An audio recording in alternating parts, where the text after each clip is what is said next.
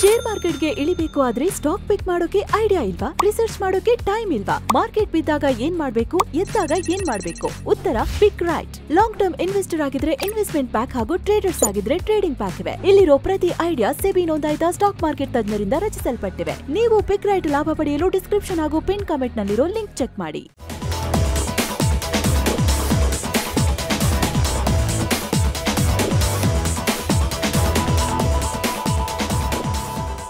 Hi friends, ಇದು mastmaga.com international bulletin ಸುತ್ತು ಜಗತ್ತು. ನಾನು ಅಮರ್ ಪ್ರಸಾದ್. ಭಾರತ ಪಾಕ್ ಗಡಿಯಲ್ಲಿ ಬುಧವಾರ ತಡರಾತ್ರಿ ಭಾರೀ ಹೊಡೆದಾಟ ಆಗಿದೆ, ಭಾರೀ ಫೈರಿಂಗ್ ಆಗಿದೆ. Bharat Pak LOC line of control ಉದ್ವಿಗ್ನವಾಗಿದೆ. ಪಾಕ್ ಸೈನಿಕರು ಲೈನ್ ಆಫ್ ಕಂಟ್ರೋಲ್ ಭಾಗದಲ್ಲಿ ಕದನ ವಿರಾಮ ಉಲ್ಲಂಘಿಸಿ ಭಾರತದ ಪೋಸ್ಟ್ಗಳ ಮೇಲೆ ಗುಂಡು ಹಾರಿಸಿದ್ದಾರೆ. ಕೈ ಕಡಿತಾ ಇತ್ತು ಅಂತ ಕಾಣುತ್ತೆ ಇವರಿಗೆ. ಇದಕ್ಕೆ ನಮ್ಮ ಯೋಧರು ಕೂಡ ಅವರ ಶಸ್ತ್ರಾಸ್ತ್ರಗಳನ್ನು ಎತ್ಕೊಂಡು ಉತ್ತರವನ್ನು ಕೊಟ್ಟಿದ್ದಾರೆ ಪಾಕಿಗಳ ಭಾಷೆಯಲ್ಲೇ. ಪರಿಣಾಮ ಪಾಕ್ ಸೇನೆಗೆ ಹೆವಿ ಲಾಸಸ್ ಆಗಿದೆ, ಭಾರಿ ಹಾನಿಯಾಗಿದೆ ಅಂತ ರಾಷ್ಟ್ರೀಯ ಮಾಧ್ಯಮಗಳು ರಿಪೋರ್ಟ್ ಮಾಡಿದೆ. ಸಿಕ್ಕಾಪಟ್ಟೆ ಪೆಟ್ಟು ಕೊಟ್ಟಿದ್ದಾರೆ ನಮ್ಮ ಸೈನಿಕರು ಪಾಕಿಗಳಿಗೆ ಅಂತ. ಸಿಕ್ಕಾಪಟ್ಟೆ ಗಾಯಗೊಂಡಿದ್ದಾರೆ. ಅಟ್ಲೀಸ್ಟ್ ಒಬ್ಬ ಪಾಕ್ ಸೈನಿಕ ಇದರಲ್ಲಿ ಪ್ರಾಣ ಕಳ್ಕೊಂಡಿದ್ದಾರೆ ಅನ್ನೋ ಮಾಹಿತಿ ಕೂಡ ಲಭ್ಯ ಆಗ್ತಾ ಇದೆ. ಈ ಘಟನೆ ಪೂಂಚ್ ಜಿಲ್ಲೆಯ ಕೃಷ್ಣ ಘಾಟಿ ಸೆಕ್ಟರ್ನ LOC ಗಡಿಯಲ್ಲಿರೋ ತಾರ್ಕುಂಡಿ ಪ್ರದೇಶದಲ್ಲಿ ಆಗಿದೆ. ಹಾನಿ ಬಗ್ಗೆ ಪಾಕ್ ಸೇನೆ ತುಟಿ ಬಿಚ್ಚಿಲ್ಲ.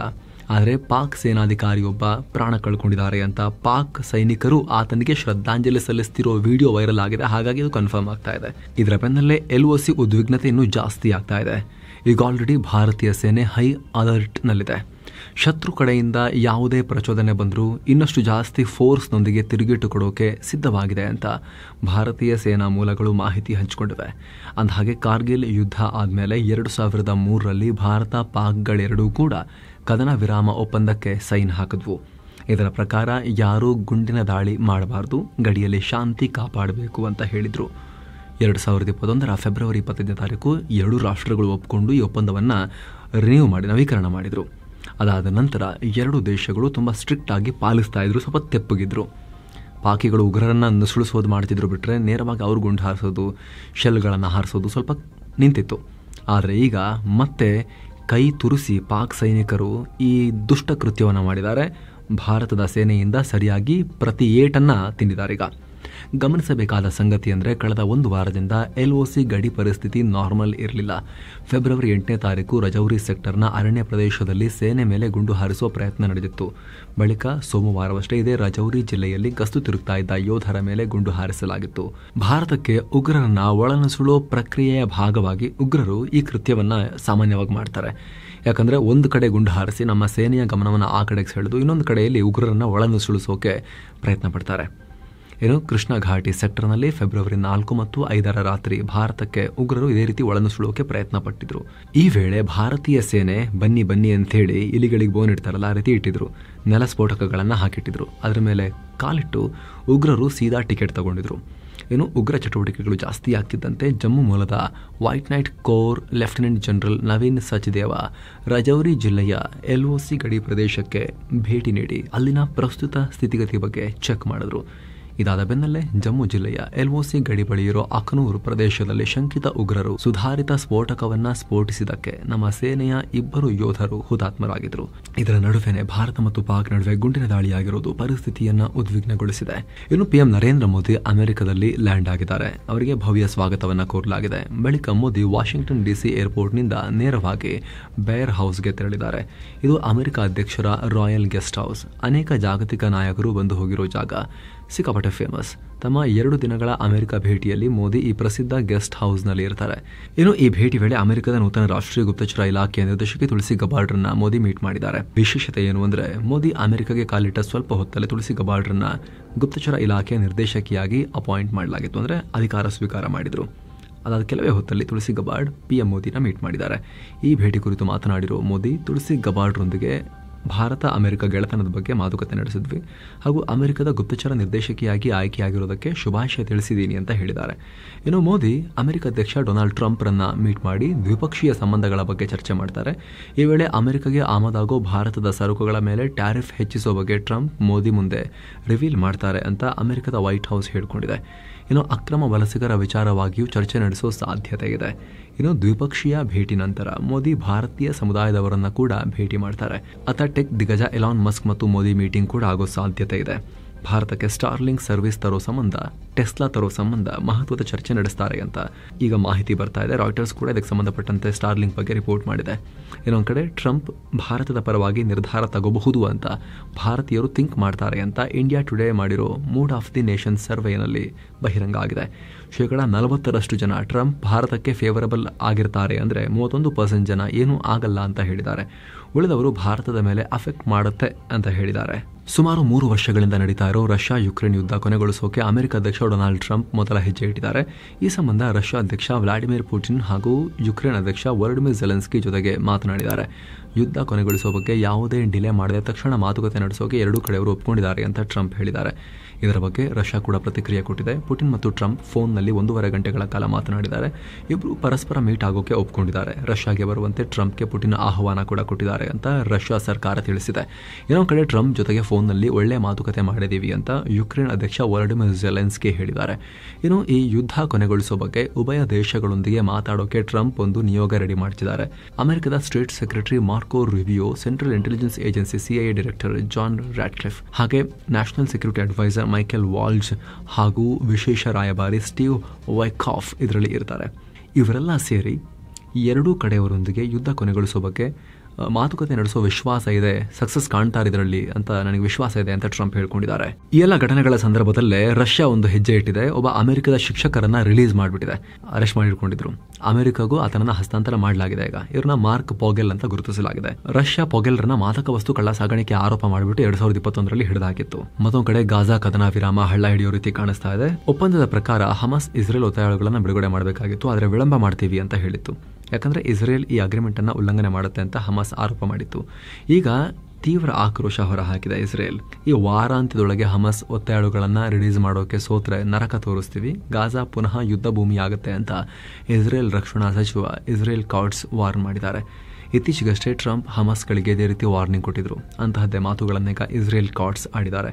ಅತ್ತ ಬುಧವಾರವಷ್ಟೇ ಇಸ್ರೇಲ್ ಪ್ರಧಾನಿ ಬೆಂಜಮಿನ್ ನೆತನ್ಯಾಹು ಹಮಾಸ್ಗಳಿಗೆ ಎಚ್ಚರಿಕೆ ಕೊಟ್ಟಿದ್ರು. ಶನಿವಾರದ ಒಳಗೆ ಒತ್ತಾಯಗಳನ್ನು ಕಳಿಸಿಲ್ಲ ಅಂದ್ರೆ ಕದನ ವಿರಾಮ ಮುರಿದು ಹೋಗುತ್ತೆ, ಇನ್ನು ಗಾಜಾ ಮೇಲೆ ಭೀಕರ ದಾಳಿ ಮಾಡ್ತೀವಿ ಅಂತ ಸಿಡಿದೆದ್ದಿದ್ರು. ಅದರ ಬೆನ್ನಲ್ಲೇ ಈ ಎಚ್ಚರಿಕೆ ಬಂದಿದೆ. ಆದರೆ ಅತ್ತ ಹಮಾಸ್ ಬೇರೆನೇ ಪ್ಲಾನ್ ಮಾಡಿಕೊಂಡಿದೆ. ಪ್ಯಾಲೆಸ್ತೇನಿಗಳನ್ನ ಗಾಜಾದಿಂದ ಹೊರಗಟ್ಟೋ ಟ್ರಂಪ್ ಪ್ಲಾನ್ ವಿರುದ್ಧ ವಿಶ್ವಾದ್ಯಂತ ಐಕ್ಯತಾ ಮೆರವಣಿಗೆಗೆ ಕರೆ ಕೊಟ್ಟಿದೆ. ಅಂದರೆ ಗಾಜಾ ಜನರ ಜೊತೆಗೆ ಒಟ್ಟಾಗಿ ನೀವು ನಿಲ್ಲಿ ಅಂತ ಜಗತ್ತಿಗೆ ರಿಕ್ವೆಸ್ಟ್ ಮಾಡಿಕೊಂಡಿದೆ.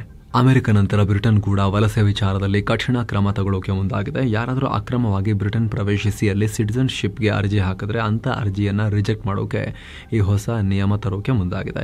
ಆದರೆ ಈ ನಿರ್ಧಾರಕ್ಕೆ ಆಡಳಿತಾರೂಢ ಲೇಬರ್ ಪಕ್ಷದ ಕೆಲ ಸಂಸದರು ವಿರೋಧ ವ್ಯಕ್ತಪಡಿಸಿದ್ದಾರೆ. ಅಂದಹಾಗೆ ಅಮೆರಿಕ ಮತ್ತು ಯುರೋಪ್ನ ಇತರ ರಾಷ್ಟ್ರಗಳಂತೆ ಬ್ರಿಟನ್ ಕೂಡ ಅಕ್ರಮ ವಲಸೆಯಿಂದ ಬಹಳ ಸಮಸ್ಯೆಗೆ ಸಿಕ್ಕಾಕೊಂಡಿದೆ. ಸದ್ಯ ಯುಕೆನಲ್ಲಿ ಸುಮಾರು 7,45,000 ಅಕ್ರಮ ವಲಸಿಗರಿದ್ದಾರೆ. 2023 ಡೇಟಾ ಪ್ರಕಾರ ಇಲ್ಲಿನ ಜನಸಂಖ್ಯೆನೇ 6.8 ಕೋಟಿ. ಹೀಗಾಗಿ ಅಕ್ರಮ ವಲಸಿಗರ ವಿರುದ್ಧ ಕಡಿವಾಣ ಹಾಕೋಕೆ ಈಸಿಯಾಗಿ ಸಿಟಿಜನ್ಶಿಪ್ ಸಿಗದೇ ಇರೋ ತರ ನೋಡ್ಕೊಳ್ಳೋಕೆ ಬ್ರಿಟನ್ ಸರ್ಕಾರ ಮುಂದಾಗಿದೆ. ಬಾಂಗ್ಲಾ ನಾಯಕಿ ಶೇಖ್ ಹಸೀನಾ ವಿರುದ್ಧ ವಿಶ್ವಸಂಸ್ಥೆ ದೊಡ್ಡ ಆರೋಪ ಮಾಡಿದೆ. ಕಳೆದ ವರ್ಷ ಜುಲೈ-ಆಗಸ್ಟ್ ತಿಂಗಳಲ್ಲಿ ಹಸೀನಾ ಸರ್ಕಾರದ ವಿರುದ್ಧ ನಡೆದ ವಿದ್ಯಾರ್ಥಿ ಪ್ರತಿಭಟನೆಯಲ್ಲಿ ಉಂಟಾದ ಸಾವು ನೋವುಗಳ ಬಗ್ಗೆ ವಿಶ್ವಸಂಸ್ಥೆ ತನಿಖಾ ವರದಿಯನ್ನು ಬಿಡುಗಡೆ ಮಾಡಿದೆ. ಈ ಸಾವು ನೋವುಗಳ ಹಿಂದೆ ಶೇಖ್ ಹಸೀನಾರ ಕೈವಾಡ ಇರೋ ಸಾಧ್ಯತೆ ಇದೆ ಅಂತ ಹೇಳಿದೆ. ಅಲ್ಲದೆ ಈ ಪ್ರತಿಭಟನೆಯಲ್ಲಿ ಸುಮಾರು 1,400 ಜನ ಪ್ರಾಣ ಕಳ್ಕೊಂಡಿದ್ದಾರೆ. ಇದರಲ್ಲಿ 12ರಿಂದ 13% ಮಕ್ಕಳು ಕೂಡ ಇದ್ದಾರೆ. 1000ಕ್ಕೂ ಅಧಿಕ ಜನ ಗಂಭೀರವಾಗಿ ಗಾಯಗೊಂಡಿದ್ದಾರೆ. ಇದೆಲ್ಲ ವ್ಯವಸ್ಥಿತವಾಗಿ ಮಾಡಲಾಗಿದೆ. ಅಮಾನವೀಯ ಕೃತ್ಯ, ಗಂಭೀರ ಅಪರಾಧಗಳು ನಡೆದಿವೆ ಅನ್ನೋದಕ್ಕೆ ನಮ್ಮ ಬಳಿ ಸಾಕ್ಷ್ಯಗಳು ಸಿಕ್ಕಿವೆ. ದಾಳಿಯಲ್ಲಿ ಹಸೀನಾರ ಅವಾಮಿ ಲೀಗ್ ಪಾರ್ಟಿ, ಬಾಂಗ್ಲಾ ಸೇನೆ ಕೂಡ ಪಾಲ್ಗೊಂಡಿವೆ ಅಂತ ವರದಿಯಲ್ಲಿ ಉಲ್ಲೇಖಿಸಿದೆ. ಈ ವರದಿಯನ್ನ ಬಾಂಗ್ಲಾದಲ್ಲಿರೋ ಮಾನವ ಹಕ್ಕುಗಳ ತನಿಖಾಧಿಕಾರಿಗಳು, ಫೊರೆನ್ಸಿಕ್ ಎಕ್ಸ್ಪರ್ಟ್ಸ್, ಪ್ರತಿಭಟನೆಯ ನಾಯಕರು, ಸಾಕ್ಷಿಗಳು ಹಾಗೂ ದಾಳಿಗೊಳಗಾದವರಿಂದ ಮಾಹಿತಿ ಪಡೆದು ತಯಾರಿಸಲಾಗಿದೆ ಅಂತ ವಿಶ್ವಸಂಸ್ಥೆ ಹೇಳಿದೆ. ಸದ್ಯ ಭಾರತದಲ್ಲಿ ಆಶ್ರಯ ಪಡಿತಾ ಇರೋ ಶೇಖ್ ಹಸೀನಾರನ್ನ ಬಾಂಗ್ಲಾಗೆ ಕರ್ಕೊಂಡ್ಬರೋಕೆ ಮಧ್ಯಂತರ ಸರ್ಕಾರ ಪ್ರಯತ್ನ ಪಡ್ತಿರೋ ಹೊತ್ತಲ್ಲಿ ಈ ವಿಚಾರವಾಗಿ ವಿಶ್ವಸಂಸ್ಥೆ ಕೂಡ ರಿಯಾಕ್ಟ್ ಮಾಡಿದೆ. ಶೇಖ್ ಹಸೀನಾರ ಹಸ್ತಾಂತರ ವಿಚಾರ ದ್ವಿಪಕ್ಷೀಯ ಪ್ರಕ್ರಿಯೆಯಾಗಿದೆ. ಇದಕ್ಕೆ ಉಭಯ ದೇಶಗಳು ಪರಸ್ಪರ ಸಹಕರಿಸಬೇಕು ಅಂತ ಹೇಳಿದೆ. ಹೀಗಾಗಿ ಭಾರತದಲ್ಲಿ ಆಶ್ರಯ ಪಡೆದಿರುವ ಹಸೀನಾಗೆ ಇನ್ನಷ್ಟು ಕಂಟಕ ಎದುರಾಗಬಹುದು. ಬಾಂಗ್ಲಾ ವಿಚಾರದಲ್ಲೂ ಅಮೆರಿಕ ಏನ್ ಬಯಸ್ತಾ ಇದೆ ಆ ರೀತಿ ಆಟ ನಡೀತಾ ಇದೆ. ಹಸೀನಾ ಗಡಿಪಾರಿಗೆ ಇನ್ಮೇಲೆ ಒತ್ತಡ ಕೂಡ ಜಾಸ್ತಿ ಆಗಬಹುದು ಅನ್ನೋ ಮಾತು ಕೇಳಿ ಬರ್ತಾ ಇದೆ. ಈಗ ಭಾರತ ರಷ್ಯಾ ಜಂಟಿಯಾಗಿ ನಿರ್ಮಿಸಿರೋ ಬ್ರಹ್ಮೋಸ್ ಸೂಪರ್ಸಾನಿಕ್ ಕ್ರೂಸ್ ಮಿಸೈಲ್ಗೆ ಜಾಗತಿಕವಾಗಿ ಭಾರಿ ಬೇಡಿಕೆ ಹೆಚ್ಚಾಗ್ತಿದೆ. ಇದೀಗ UAE, Saudi Arabia, Egypt, Vietnam ದೇಶಗಳು ಬ್ರಹ್ಮೋಸ್ ಮಿಸೈಲ್ ಖರೀದಿಗೆ ಆಸಕ್ತಿ ತೋರಿಸುತ್ತಿವೆ ಅಂತ ವರದಿಯಾಗಿದೆ. ಈ ನಿಟ್ಟಿನಲ್ಲಿ ಭಾರತ ಈ 4 ರಾಷ್ಟ್ರಗಳಿಗೆ ಬ್ರಹ್ಮೋಸ್ ಸೂಪರ್ಸಾನಿಕ್ ಮಿಸೈಲ್ ಕೊಡಬಹುದು ಅಂತ ಹೇಳಲಾಗ್ತಿದೆ. ಅಂದಹಾಗೆ ಈ ಬ್ರಹ್ಮೋಸ್ ಮಿಸೈಲ್ ಅನ್ನು ಈಗ ಆಲ್ರೆಡಿ ಫಿಲಿಪೈನ್ಸ್ ದೇಶ ಖರೀದಿಸಿದೆ. ಅಲ್ಲದೆ ಇತ್ತೀಚೆಗಷ್ಟೇ ಗಣರಾಜ್ಯೋತ್ಸವದ ಮುಖ್ಯ ಅತಿಥಿಯಾಗಿ ಭಾರತಕ್ಕೆ ಆಗಮಿಸಿದ್ದ ಇಂಡೋನೇಷ್ಯಾ ಅಧ್ಯಕ್ಷ ಪ್ರಬೋವೋ ಸುಬಿಯಾಂಟೋ ಕೂಡ ಈ ಮಿಸೈಲ್ ಖರೀದಿಗೆ ಅಂತಿಮ ಮಾತುಕತೆ ನಡೆಸಿದ್ದಾರೆ. ಈ ಹೊತ್ತಲ್ಲಿ ಬ್ರಹ್ಮೋಸ್ ಮಿಸೈಲ್ ಖರೀದಿಗೆ ಜಾಗತಿಕವಾಗಿ ಭಾರಿ ಬೇಡಿಕೆ ವ್ಯಕ್ತವಾಗಿರುವುದು ಭಾರತದ ರಕ್ಷಣಾ ರಫ್ತಿಗೆ ಇನ್ನಷ್ಟು ಬಲ ಸಿಗುತ್ತೆ. ಈ ಬ್ರಹ್ಮೋಸ್ ಮಿಸೈಲ್ನ ಬೇಡಿಕೆ ಕುರಿತು DRDO ಅಧ್ಯಕ್ಷ ಸಮೀರ್ ಕಾಮತ್ ಮಾತನಾಡಿ, ಭಾರತದ ರಕ್ಷಣಾ ರಫ್ತು ಮುಂದಿನ 5 ವರ್ಷಗಳಲ್ಲಿ 3-4 ಪಟ್ಟು ಹೆಚ್ಚಳವಾಗುತ್ತೆ. 2035 ಹೊತ್ತಿಗೆ ಬರೋಬ್ಬರಿ 1 ಲಕ್ಷ ಕೋಟಿಯಷ್ಟು ರೀಚ್ ಆಗಬಹುದು ಅಂತ ಹೇಳಿದ್ದಾರೆ. ಟೈಟಾನಿಕ್ ಹಡಗಿನ ಭಗ್ನಾವಶೇಷ ನೋಡೋಕೆ ಹೋಗಿ 2023ರಲ್ಲಿ ಸಬ್ಮರ್ಸಿಬಲ್ ಒಂದು ಮುಳುಗಿತ್ತು. ಅದರಲ್ಲಿ ಸಾಕಷ್ಟು ಶ್ರೀಮಂತರಿದ್ರು. ಇದರ ಬಗ್ಗೆ ಈ ಮುಂಚೆ ವಿಸ್ತೃತವಾಗಿ ಮಾಹಿತಿಯನ್ನು ಕೊಟ್ಟಿದ್ವಿ. ಈಗ ಇದರ ಬಗ್ಗೆ ಹೊಸ ಅಪ್ಡೇಟ್ ಬರ್ತಾ ಇದೆ. ಈ ಸಬ್ಮರೀನ್ ಆಳ ಸಮುದ್ರದ ಒಳಗಡೆ ಸ್ಫೋಟಗೊಂಡ ಟೈಮ್ನಲ್ಲಿ ರೆಕಾರ್ಡ್ ಆದ ಆಡಿಯೋ ಕ್ಲಿಪ್ ರಿಲೀಸ್ ಆಗಿದೆ. ಅಮೆರಿಕದ national oceanic and atmospheric administration audio release ಮಾಡಿದೆ. ಸುಮಾರು 20 ಸೆಕೆಂಡ್ ಆಡಿಯೋ ಕ್ಲಿಪ್ ಇದು. ಆಳ ಸಮುದ್ರದೊಳಗಿನ ಶಬ್ದಗಳನ್ನು ಕ್ಯಾಪ್ಚರ್ ಮಾಡಲಾಗಿದೆ. ಪ್ಯಾಸಿವ್ ಅಕೋಸ್ಟಿಕ್ ರೆಕಾರ್ಡರ್ ಇದನ್ನು ರೆಕಾರ್ಡ್ ಮಾಡಿದೆ. ಇದು ಸಬ್ಮರ್ಸಿಬಲ್ ದುರಂತಕ್ಕೀಡಾದ ಜಾಗದಿಂದ ಸುಮಾರು 1448 ಕಿಲೋಮೀಟರ್ ದೂರದಲ್ಲಿತ್ತು ಅಂತ ಅಮೆರಿಕದ ನ್ಯೂಯಾರ್ಕ್ ಪೋಸ್ಟ್ ರಿಪೋರ್ಟ್ ಮಾಡಿದೆ. ಇದರಲ್ಲಿ ಗುಯ್ಗುಟ್ಟುವ ಭಯಾನಕ ಶಬ್ದ ಕೇಳಿಬಂದಿದೆ.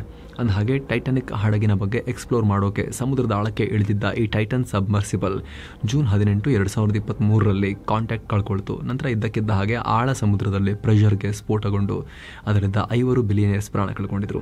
ಅಮೆರಿಕದ ಓಷನ್ ಗೇಟ್ ಕಂಪನಿಯ CEO ಆಗಿದ್ದ ಸ್ಟಾಕ್ಟನ್ ರಶ್, ಫ್ರಾನ್ಸ್ನ ಆಳ ಸಮುದ್ರ ಪರಿಶೋಧಕ ಪಾಲ್ ಹೆನ್ರಿ ನಾರ್ಜೆಲ್, ಹಾಗೆ ಬ್ರಿಟನ್ ಬಿಸ್ನೆಸ್ಮನ್ ಹ್ಯಾಮಿಶ್ ಹಾರ್ಡಿಂಜ್, ಪಾಕ್ ಮೂಲದ ಬ್ರಿಟನ್ ಬಿಸ್ನೆಸ್ಮನ್ ಶಹಜಾದ ದಾವೂದ್ ಮತ್ತವರ ಮಗ ಸುಲೇಮಾನ್ ದುರಂತ ಅಂತ್ಯ ಕಂಡಿದ್ರು.